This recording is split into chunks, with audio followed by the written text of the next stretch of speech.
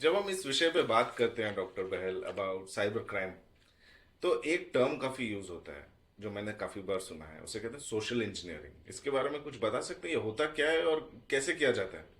Krrish, social engineering का मतलब है कि हम डिसेप्शन का तरीका इस्तेमाल करते हैं, हम धोखे का तरीका इस्तेमाल करते हैं, हम्म। या फिर हम ऐसा मनोवैज्ञानिक दबाव बनाते हैं उस इंडिविजुअल के ऊपर कि उसकी जो पर्सनल इंफॉर्मेशन है, चाहे वो उसके बैंक अकाउंट के बारे में हो, पासवर्ड्स के बारे में हो, या कोई और ऐसी पर्सनल इंफॉर्मेशन उससे उगलवा लेते हैं, और साथ साथ में उस इंफॉर्मेशन से हम कोई ना कोई गलत काम करते हैं।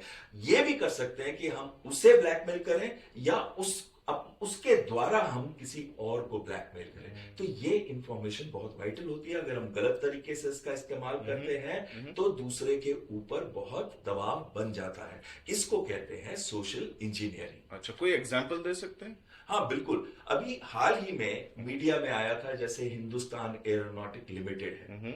ये एक बहुत ही मानी हुई कंपनी है भारत की, जो कि विमान बनाती है भारतीय वायुसेना के लिए, चाहे वो मिग सीरीज के विमान हो या सुखोई 30 हो।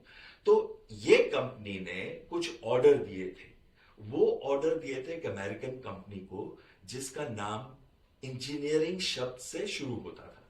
लेकिन जो इंजीनियरिंग के अंदर एन है ना, उसके बाद दो ई आते हैं। हम्म। लेकिन जब पैसे देने का टाइम आया और जब वो ईमेल से कॉरेस्पॉन्ड कर रहे थे उस कंपनी के साथ, तो उन्होंने जो अकाउंट नंबर और बैंक डिटेल्स भेजी, तो उस पे जब उन्होंने 55 लाख रुपया ट्रांसफर किया, तो वो एक फ्रॉडस्टर के पास पहुंच गया। ओ। और ये कैसे हुआ? हम्म। फ्रॉडस्टर ने एक फेक कंपनी बनाई हुई थी, हम्म। जिसकी कंपनी के नाम के अंदर भी इंजीनियरिंग था, लेकिन एन के बाद सिर्फ एक ही ई था।